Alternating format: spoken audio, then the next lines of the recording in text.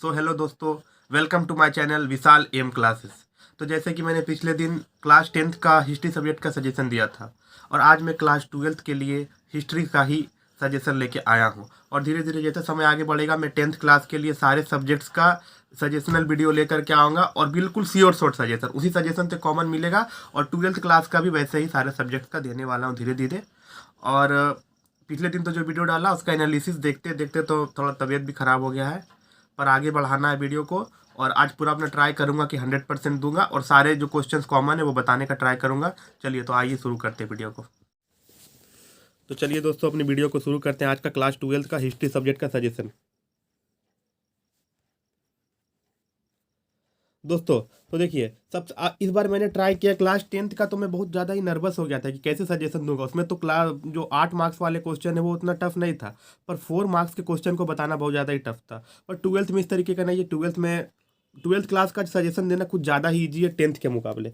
तो चलिए आइए आज बताते हैं क्वेश्चन कौन कौन से हैं। इस बार मैंने चैप्टर वाइज नाम लिख दिया है और चैप्टर वाइज क्वेश्चन को देने का कोशिश किया है। देखिए तो सबसे पहले याद रखिएगा क्लास 12th के दोस्तों कि आपके लिए चैप्टर 1, चैप्टर 4 और चैप्टर 5 बहुत ज़्यादा इंपॉर्टेंट है। और इसको पहले गेस करना कि यही क्वेश्चन आएगा वो भी ईजी है, और इन क्वेश्चंस के आंसर देना भी ज़रा ईजी है। ट्राई कीजिएगा ज़्यादा ज़्यादा याद ना करने का। 15 to 16 सेंटेंस याद कीजिए, 10-12 सेंटेंस में लिख करके आइए, बिल्कुल नंबर मिलेगा। तो पहला क्वेश्चन क्या है, पहला पार्ट से रिमेंबरिंग द पास्ट से कि संग्रहालय यानी म्यूजियम के रूप में क्या जाना जाता है, या म्यूजियम किसे कहते हैं, म्यूजियम से क्या समझते हो। अतीत को संगठित करने में संग्रहालय की भूमिका क्या है, या म्यूजियम की भूमिका क्या है, कि म्यूजियम कैसे अपनी भूमिका निभाता है पास्ट को समझने में। देखिए इसी म्यूजियम से रिलेटेड एक और क्वेश्चन आता है कि संग्रहालय यानी म्यूजियम के विभिन्न प्रकारों का वर्णन कीजिए। ठीक है, तो इसको भी आपको रेडी करना है। ये दो क्वेश्चन, म्यूजियम इस बार का एक कॉमन टॉपिक है और ये दोनों मेरे को उतना इंपॉर्टेंट नहीं लगता है। थोड़ा थोड़ा पढ़ के जाना।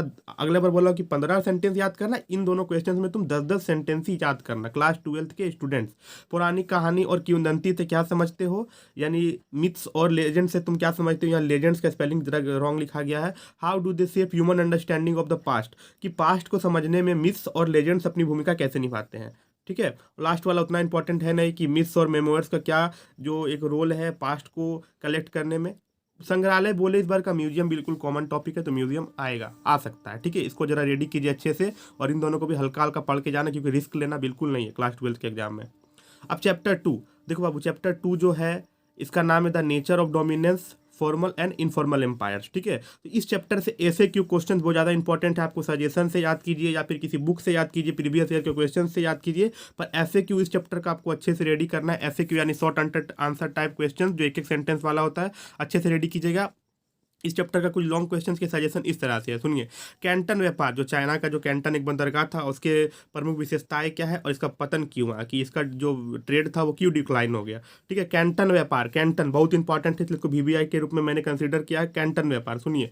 अब चीन से रिलेटेड दूसरा क्वेश्चन है कि चीन पर थोपी गई अनइक्वल ट्रीटीज का वर्णन करो, कि चीन पर जो असमान संधियां थोपी गई उनके बारे में ब्रीफली लिखो। ठीक है, थोड़ा उनको समझाओ। देखो हम पहले ही बोल रहे 15-15 सेंटेंस याद करो, 10-10 12-12 सेंटेंस लिख के आओगे और पॉइंट वाइज लिख के आओगे। ठीक है, चलो अब अगला मैं जो क्वेश्चन बता रहा हूँ वो है भारत में रेल मार्ग की स्थापना के उद्देश्य और प्रभाव का वर्णन कीजिए, कि भारत में अंग्रेजों को क्या जरूरत पड़ी कि उन्होंने रेल मार्ग बिछाया और यहाँ पे उसके लिए पूरी सारी व्यवस्था की, तो उसका प्रभाव भी क्या पड़ा, ट्रेड पे क्या प्रभाव पड़ा, इकोनॉमी पे क्या प्रभाव पड़ा। ये जो भारत में अलग अलग क्षेत्रों में आंदोलन हो रहे थे तो सैनिकों को भेजने में ट्रेन से सुविधा हो, इस तरह से अलग अलग प्रभाव आपको बताना है कि ट्रेन के आने से भारत में अंग्रेजों को क्या सुविधा हुई और भारतीयों को भी कुछ सुविधा हुई थी। ठीक है, और इसके बाद अगला क्वेश्चन क्या है आपके लिए। देखिए एक क्वेश्चन छूट गया कि भारत में ब्रिटिश ईस्ट इंडिया कंपनी का भूमि राजस्व व्यवस्था के बारे में जरा संक्षिप्त में वर्णन कीजिए, कि अंग्रेजों ने यहाँ पे जो लगान की पॉलिसीज इस्टेब्लिश की जैसे कि स्थायी बंदोबस्त था, 5 साल वाला बंदोबस्त था, 10 साल वाला बंदोबस्त था, अलग अलग महलवाड़ी बंदोबस्त था। महल मतलब क्या होता है, गांव, याद रखिएगा। महलवाड़ी बंदोबस्त था, इस सब के रैयतवाड़ी बंदोबस्त था, इन सब के बारे में। देखिए एक बात याद रखना इस क्वेश्चन से रिलेटेड, तुमको जो है सारा पॉइंट लिखना है कि भारत में British east India, question important है। देखो VBI भी मैंने इसको कंसिडर किया है, तो इसके बारे में लिखोगे भारत में भूमि राजस्व व्यवस्था का संक्षिप्त वर्णन, उसके बाद सारे पॉइंट्स लिखोगे। पहला लिखोगे 5 साल 10 साल पहले। ठीक है, अलग अलग पॉइंट करके लिखोगे, उसके बारे में दो दो तीन तीन चार चार लाइन करके लिखोगे, बिल्कुल सब क्वेश्चन को, सारे पॉइंट्स को आपको लिखना है इस क्वेश्चन में, अगर इसको तुम अटेम्प्ट करोगे तो। चलो इसके बाद दूसरा क्वेश्चन, स्थायी बंदोबस्त को लागू किसने किया? स्थायी बंदोबस्त का भारत की अर्थव्यवस्था और समाज पर क्या प्रभाव पड़ा? देखो बच्चों, जो जो क्वेश्चन बता रहा हूँ ये बड़े ही रिसर्च के बाद रेडी किया गया और हिंदी में रेडी किया हूँ, ठीक है, और इंग्लिश संग संग में दे दिया हूँ सारे क्वेश्चन का, तो आपके लिए इंपॉर्टेंट है। देखो स्थायी बंदोबस्त लेस इंपॉर्टेंट मैंने इसको कंसीडर किया, पर याद कर लेना क्योंकि टॉपिक तो इंपॉर्टेंट, इस बार आ रहा है नहीं आ रहा है does not matter, but topic ये इंपॉर्टेंट, स्थायी बंदोबस्त, ठीक है। अच्छा उसके बाद जरा ध्यान से सुनो बच्चों, पलासी के युद्ध और तुम्हारा बक्सर के युद्ध का कंपैरिजन करना है एक, ठीक है। तो सुनो बाबू, ये जो क्वेश्चन है बहुत इंपॉर्टेंट है, इस बार आ सकता है। पलासी के युद्ध और बक्सर के युद्ध के परिणामों का वर्णन करो, इंपॉर्टेंट टॉपिक है इस बार का, इसको बिल्कुल तुम रेडी करो, ठीक है। उसके बाद देखो बाबू, अच्छा हाँ, एक चीन में 4 मई के आंदोलन के कारण और परिणाम, इसको उतना भी मत करना, देखो आएगा भी तब भी लिखने मत जाना, इसमें नाक उतना अच्छे से लिख पाओगे तभी मिलेगा, फिर भी याद करो, इंपॉर्टेंट टॉपिक है और इसको अच्छा से रेडी करो, इसको लिख करके आना। देखो इसके बाद जो तुम्हारा क्वेश्चन है कि रिएक्शन टू इम्पेरियलिस्टिक हेजेमोनी, ठीक है, ये जो चैप्टर है तुम्हारा थर्ड चैप्टर, सुनो बाबू, ये MCQ और FAQ दोनों के लिए बहुत इंपॉर्टेंट है। देखो तो ये चैप्टर से तुम MCQ और FAQ को रेडी करो, इसका जो चाहे तुम सजेशन से पढ़ो, किसी बुक से पढ़ो, अलग अलग पब्लिकेशन के बुक से पढ़ो, या फिर प्रीवियस ईयर के क्वेश्चन पढ़ो, पर इस चैप्टर से MCQ FAQ सबसे बढ़िया तो रहेगा बुक रीडिंग करो, एक लाइन जो अंडर जो जो इंपॉर्टेंट जो डेट्स है, इंपॉर्टेंट पर्सन है, उनके बारे में याद करो, इंपॉर्टेंट जो इंसिडेंट्स है, जो घटना है इंपॉर्टेंट। बाबू सुनो, तुम लोग बहुत ज़्यादा ही प्रिपेयर्ड नहीं थे इस एग्जाम के लिए, तो इसीलिए क्या करो, अच्छे से अब 15 दिन जो भी बचा है, जो एक मंथ जितना भी बचा है 12th के एग्जामिनेशन के लिए, अच्छे से प्रिपेयर हो जाओ, ठीक है। अगला क्वेश्चन देखो, पहला क्वेश्चन क्या है इस चैप्टर का कि सामाजिक एवं शैक्षिक सुधारों में राजा राम मोहन राय की भूमिका का वर्णन करो। कि राजा राम मोहन राय ने देखो समाज सुधार में इनका मेन रोल था और अंग्रेजी शिक्षा को ये बहुत बड़े समर्थक भी थे, तो इनके रोल्स को तुमको लिखना, ये बहुत ज़्यादा इंपॉर्टेंट है। देखो VVVI करके बहुत ज़्यादा इंपॉर्टेंट है, इसको मैंने कंसिडर कर दिया है। दूसरा क्वेश्चन है, एक अलीगढ़ आंदोलन की पृष्ठभूमि का वर्णन करो, या फिर इस आंदोलन में सर सैयद अहमद खान की भूमिका का वर्णन करो। तो सुनो, सबसे पहले तुम्हें क्या करना है, ये दोनों क्वेश्चन आ सकता है, अलीगढ़ आंदोलन और सर सैयद अहमद खान के बारे में अच्छा से तुम पढ़ लेना है। अच्छा देखो, एक क्वेश्चन है कि भारत में ब्रिटिश शासन के दौरान आदिवासी या दलित संप्रदाय के आंदोलनों का विवरण दीजिए। देखो ये क्वेश्चन अगर आ जाएगा तो इसको आंसर देना बड़ा ही कम्प्लेक्स टॉपिक है एक, ये क्वेश्चन आने का चांसेस तो वैसे बहुत कम है, देखो मैंने लिख भी दिया है, लेस इंपॉर्टेंट, किस्मत खराब रहेगा बाबू तभी ये क्वेश्चन आएगा, ठीक है।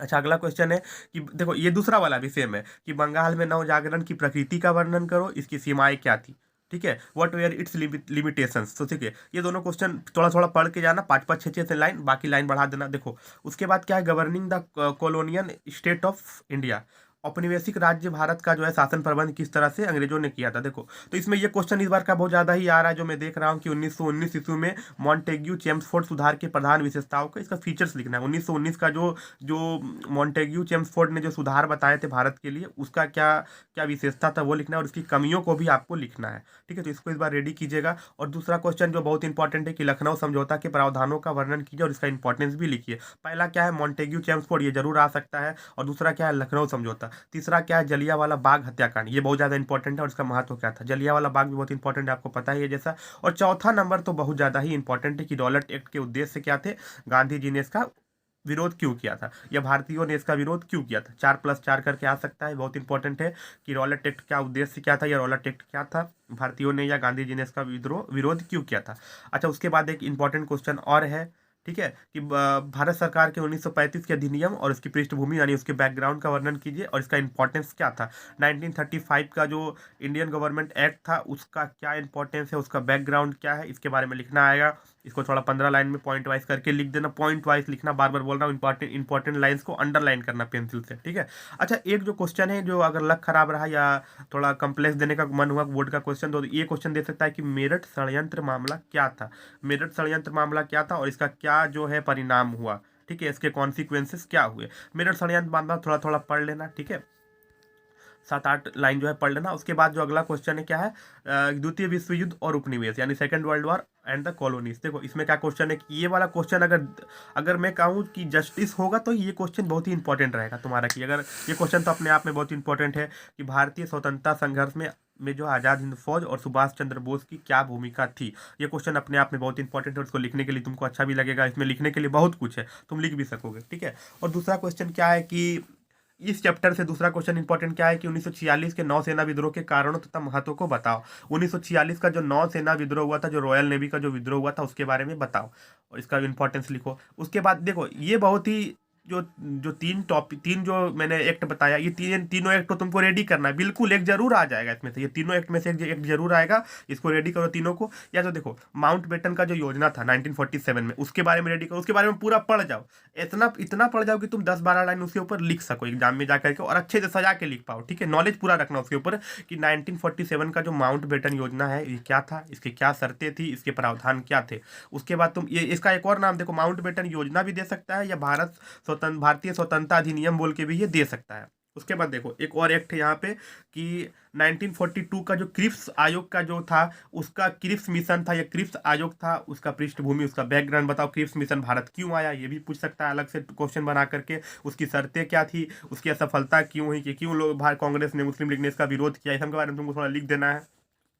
फिर देखो तीन को याद रखना, 1947 का भारत सरकार अधिनियम, 1942 का जो है क्रिप्स मिशन, और क्या है 1946 का कैबिनेट मिशन। तीनों का बैकग्राउंड, असफलता का कारण, इंपॉर्टेंस फिर से सुन लो। 1947 का भारत सरकार अधिनियम, 1942 का क्रिप्स मिशन, 1946 का कैबिनेट मिशन। कैबिनेट मिशन के ही आधार पर बाद में जो है भारतीय संविधान रेडी हुआ था। तो मान लो बाबू, यही तुम्हारा आज का मेरा जो सजेशन था क्लास 12th के लिए। इन सारे क्वेश्चंस को रेडी करो। एक बार क्वेश्चन फिर से दिखा देता हूँ।